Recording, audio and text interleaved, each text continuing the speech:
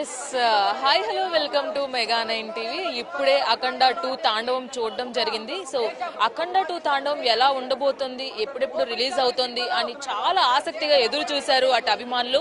Already theatres లో premier షోల రూపంలో కోలాహలం అయితే స్టార్ట్ అయిపోయిందనే చెప్పాలి. అయితే మనం చూసుకున్నట్లయితే అఖండ 2 తాండవం మీద ఎక్స్పెక్టేషన్స్ అయితే వేరే లెవెల్లో ఉన్నాయి. ఎందుకంటే అఖండ ఆల్రెడీ బ్లాక్ బస్టర్ గా నిలిచింది కాబట్టి ఈ అఖండ 2 తాండవం పైన వివత్సమైన ఎక్స్పెక్టేషన్స్ తో థియేటర్స్ కి వచ్చిన ఫ్యాన్స్ కి అయితే ఏ మాత్రం తగ్గించలేదనే చెప్పాలి. అయితే ఈ సినిమాలో మెయిన్ గా చూసుకున్నట్లయితే దేశభక్తి కావచ్చు, సనాతన ధర్మం కావచ్చు, అలాగే చెడు అలవాట్లకి అలవాటు పడొద్దు అనే పాయింట్స్ కావచ్చు, అలాగే బంధాల గురించి, బంధుత్వాల గురించి, వీటన్నిటి మీద కూడా చాలా చక్కగా చూపించారు.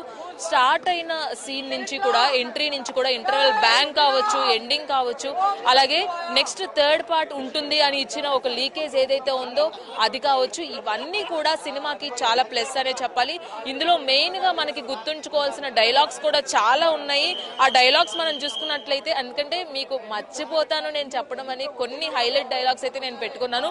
అందులో మనం చూసుకున్నట్లయితే బాలయ్య పవర్ 24 hours ఆన్ లో ఉంటుంది అనే డైలాగ్ ఒకటి, అండ్ అలాగే ఈ మన భారతీయులందరి డిఎన్ఏలో కూడా యుద్ధం అనేది ఎప్పుడు ఉంటుంది అనే డైలాగ్ ఒకటి, కాషాయం కట్టుకున్న దేశాన్ని చూడు అంటే కాషాయం కట్టుకున్న దేశాన్ని చూడు అని కూడా ఆయన చూపించిన విధానం కావచ్చు, ఇవన్నీ కూడా చాలా ప్లస్ అనే చెప్పాలి.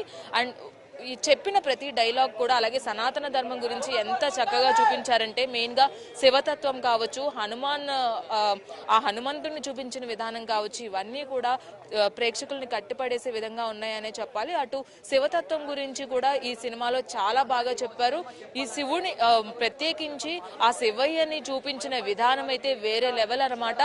ఆ తల్లి చేసిన త్యాగానికి శివయ్య ఇచ్చిన, తన ఆత్మలో మమేకం చేసుకుంటూ ఇచ్చిన ఒక సీన్ ఏదైతే ఉందో, నిజంగా థియేటర్లో ఉన్న అందరూ కూడా కాళ్ళకి చెప్పులు తీసి చేతులు ఎత్తి దండం పెట్టి మరీ సినిమాని ఎంజాయ్ చేస్తున్నారు. ఆ విధంగా సనాతన ధర్మం గురించి, హైందత్వం గురించి అయితే ఇందులో చూపించారు. మొదలైంది ఇంకా అఖండ తాండవం అనే విధంగా ఈ సినిమా అయితే ఉండబోతుంది. ఖచ్చితంగా బ్లాక్ బస్టర్ ఖాయం. అఖండ మించి అఖండ 2 కలెక్షన్స్ అయితే సాధిస్తుందని కూడా అందరూ చెప్తున్నారు. కాబట్టి మీరు కూడా ఈ విజువల్ వండర్ అయితే థియేటర్స్ లో చూడండి. ఈ థియేటర్స్ లో కంపల్సరీగా చూడవలసిన సినిమా ఇది. కాబట్టి ఏ మాత్రం మిస్ చేయొద్దు.